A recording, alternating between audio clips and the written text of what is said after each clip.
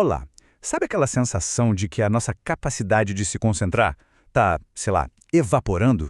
Pois é, essa é uma queixa super comum hoje em dia. Nesta análise, a gente vai mergulhar fundo nas ideias do livro Foco Roubado, para entender por que a nossa atenção anda tão fragmentada. E claro, o mais importante, o que a gente pode fazer para reconstruir essa capacidade. Então vamos lá. Essa é a pergunta de US$ 1 milhão, não é? Parece que a cada dia que passa, a luta para manter o foco numa tarefa só fica mais e mais pesada.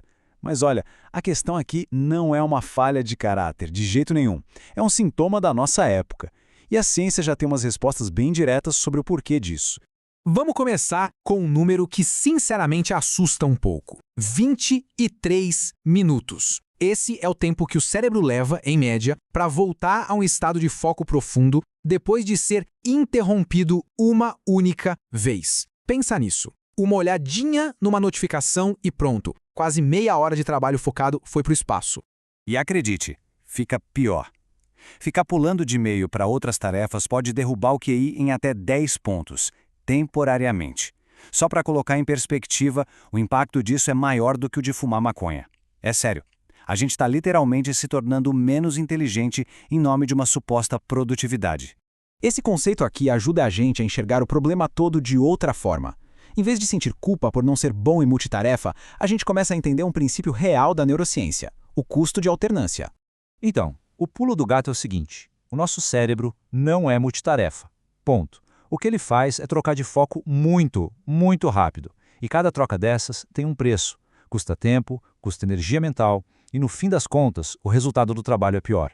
É como ficar ligando e desligando o motor de um carro sem parar. Um baita desperdício de combustível. Certo, já deu para entender o tamanho do problema. Agora, vamos virar a chave e falar de solução. E a primeira linha de defesa não é nenhum aplicativo mirabolante, nenhuma técnica super complicada. É uma coisa bem mais fundamental. Aprender a trabalhar a favor do nosso cérebro e não contra ele. A solução é até surpreendente de tão simples.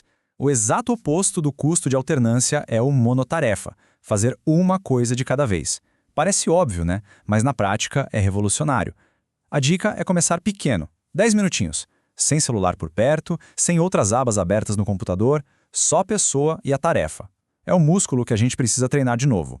E conforme a gente treina o monotarefa, fica possível alcançar o que os especialistas chamam de estado de fluxo. Sabe aquele momento mágico em que o tempo parece sumir e o trabalho flui, que é uma beleza? Então, não é mágica, é método. Precisa ter uma meta bem clara, um bom motivo para se importar com aquilo e um desafio que não seja nem fácil demais a ponto de dar tédio, nem difícil demais a ponto de gerar ansiedade. Ok, treinar a mente é super importante, mas é só metade da batalha. A gente está numa verdadeira guerra pela nossa atenção. E para isso, precisamos de defesas externas. Precisamos construir um ambiente que proteja nosso foco, em vez de ficar atacando ele o tempo todo.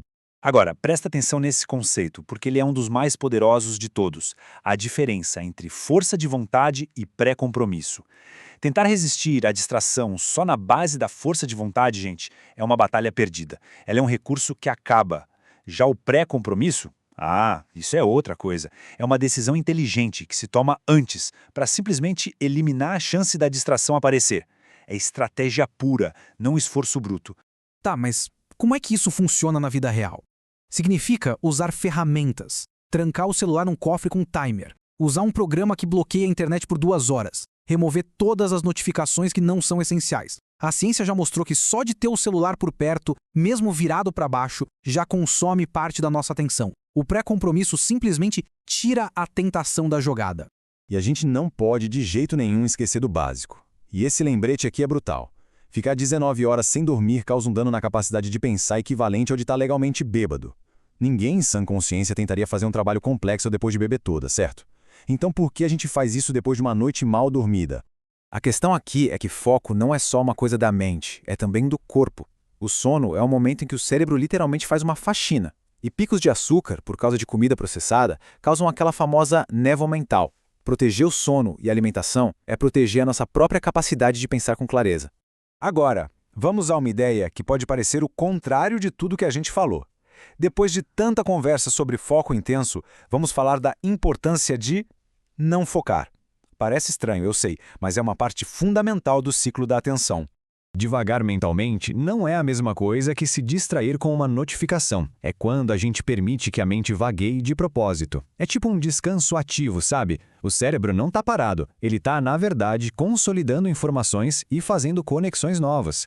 É aqui que a mágica acontece. Sabe aquela ideia genial que aparece do nada, no banho ou numa caminhada? Não é coincidência, é o cérebro nesse modo de divagação, juntando as peças.